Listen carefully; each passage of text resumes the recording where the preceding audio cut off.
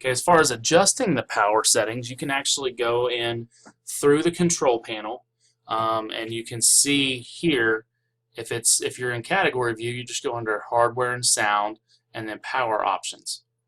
Okay, by default, there's two different settings. There's balanced and then power saver, and you can kind of gather what each one of these will do.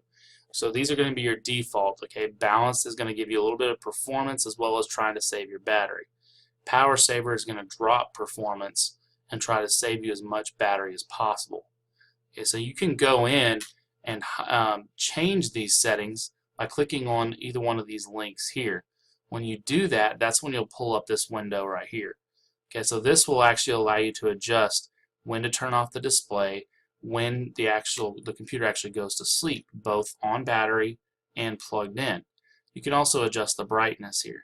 So obviously if this is a desktop computer, you're not as concerned, so you can just go in here and adjust it to where the display turns off after an hour, the hard drive's never put to sleep, that kind of thing.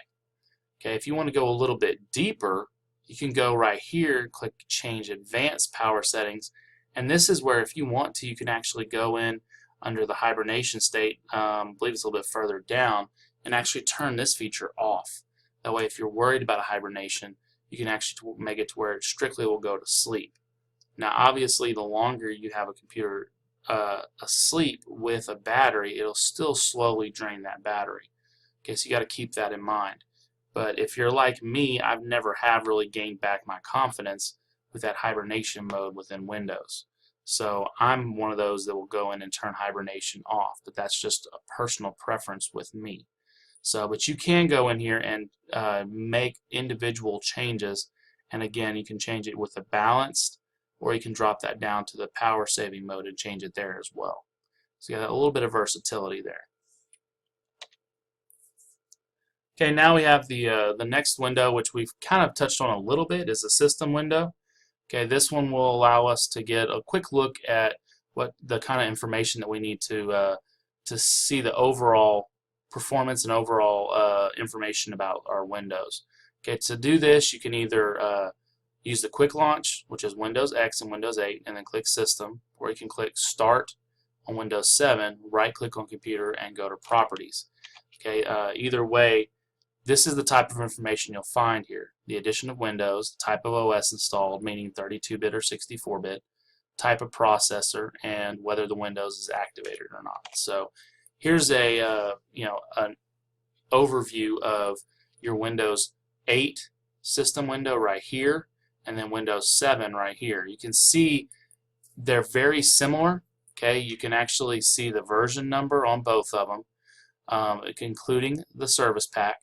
You can also see the system information right here, telling you basically what kind of processor you have, how much RAM, what type of operating system you're running. Okay, so this is running a 64-bit, this is running 32-bit. And then if you were to scroll down here on the Windows 7 one, you would see the same information here. You'd see the computer name, a domain if you're joined to one. If not, you'll be part of a work group. And then you'll also see whether or not that Windows is activated. Okay, so it says right here, this one is not activated, and you can click here to activate it. Okay, you can do activation either over the phone or by clicking that web link. Okay, something to keep in mind, Windows 7 and Windows 8 will not explode or anything like that if you don't activate it. Okay, they give you 30 days to get it activated. If you don't do it within those 30 days, what happens is it actually turns your background on your desktop black, and you will not be able to download any updates. So essentially what they're doing is they're turning your computer into a virus box, because those updates help keep your computer safe and protected. Without those, they're just opening you up to viruses, to malware, and stuff like that. So it's very important to activate your Windows and get it activated within those 30 days. That way you're not staying protected, or you are staying protected, excuse me. Okay, and then if that's not enough information for you, you can actually go to the system information window. This one just gives you a little bit more detailed information, like listed here. You got the BIOS version number, again, how much RAM is installed, where the OS is installed, hard drive size, device drivers, okay, stuff like that. So to run this, you can go to the quick launch menu, Windows X, click Run, and enter msinfo32.exe. Okay, basically it's the same thing in Windows 7. Start, and then within that search box, just type in msinfo32.exe. Okay, when you do, this is the window that's going to pop up. Okay, so you can see here, it does give you, just under the summary one, it gives you a whole lot more information. It gives you the actual build number, it gives you the BIOS version here, what BIOS mode you're running in. It gives you all kinds of Windows directory information, all that kind of stuff. Okay, so you can get much more detailed with this window than you normally would be able to with a standard system window. So you can actually look at the hardware components a little bit more in depth over here as well. So you got a little bit more deeper information if you need to get it from this window here. Okay, and then the last little section within this part of Chapter 7 is the Action Center. Okay, so the Action Center is essentially going to replace all the little things that used to pop up in Windows XP. So with Windows XP, you probably noticed the more that you installed, more software and stuff you put on the computer, the more little icons kind of popped up down here. And before you know it, all this little area here took up like half your taskbar. So they replaced that with the Action Center. Okay, so this is a typical Action Center window. Okay, it's going to be the little flag down here in the notification area. It's going to tell you important information, okay, just like this. Okay, so it's going to list any errors, any warnings, anything that might be need to be taken care of as soon as possible.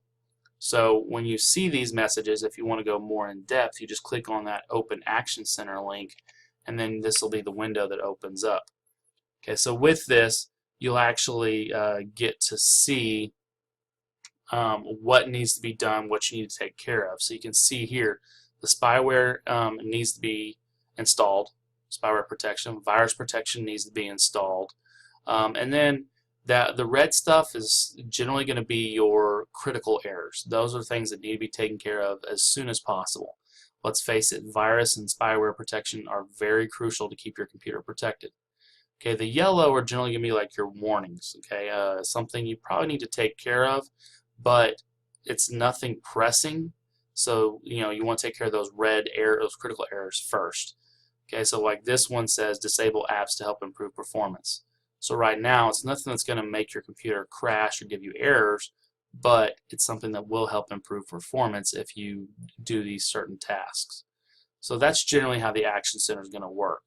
It's a great detective tool to go back and try to figure out what could have gone wrong with your system if you're having issues.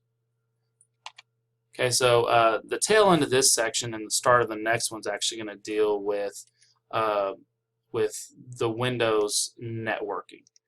Okay, so we'll go ahead and end this section here and pick it up with the next section.